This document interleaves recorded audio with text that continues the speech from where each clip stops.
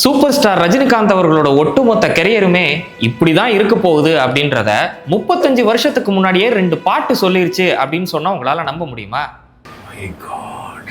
வாங்க 2025ல இருந்து 1990ஸ்க்கு டிராவல் பண்ணி போகலாம். 1990ல பி வாசுவோட டைரக்ஷன்ல ரிலீஸ் ஆன ஒரு பக்கா கமர்ஷியல் படம் தான் பணக்காரன்.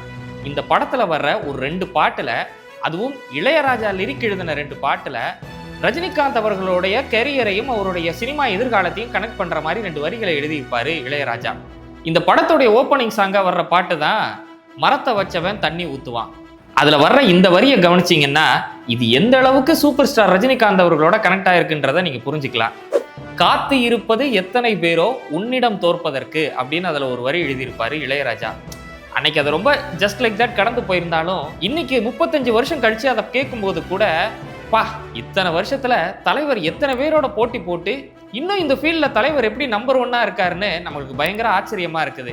இதே மாதிரி இந்த படத்துல வர்ற இன்னொரு பாட்டு தான் உள்ளுக்குள்ள சக்கரவர்த்தி. இதுல வர்ற ஒரு வரி கூட ரஜினிகாந்த் அவர்களோட பயங்கரமா கனெக்ட் ஆயிருக்கும்.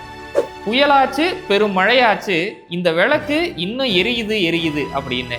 ஸோ இன்னைக்கு அதை கேட்கும்போது ஆமா இல்ல, இவர் பிளாக் அண்ட் ஒயிட் காலத்துல இருந்து அதுக்கப்புறமா ஈஸ்ட்மன் கலர், அதுக்கப்புறமா அனிமேஷன், அதுக்கப்புறமா 3D, அதுக்கப்புறமா இன்னைக்கு ஏஐ டெக்னாலஜி வரைக்கும் இத்தனை ஜென்ரேஷன்களை கடந்து இத்தனை விதமான படங்கள்ல நடிச்சிருக்காருன்னு நினைக்கும் போது புயலாச்சு பெரும் மழையாச்சு அந்த விளக்கு இன்னும் எரியுது அப்படின்னு இளையராஜா சொன்னது எவ்வளவு சரியா பொருந்தது அப்படின்றத உங்களால பார்க்க முடியும். ஸோ இந்த பாட்டை இதுக்கு முன்னாடி யார் கேட்டிருக்கீங்க, அதுலேயும் ஸ்பெசிஃபிக்காக இந்த வரிகள் தலைவருக்கு இவ்வளோ கனெக்ட் ஆயிருக்குன்றதை இதுக்கு முன்னாடி யார் கவனிச்சிருக்கீங்கன்றத கமெண்ட்ல சொல்லுங்க.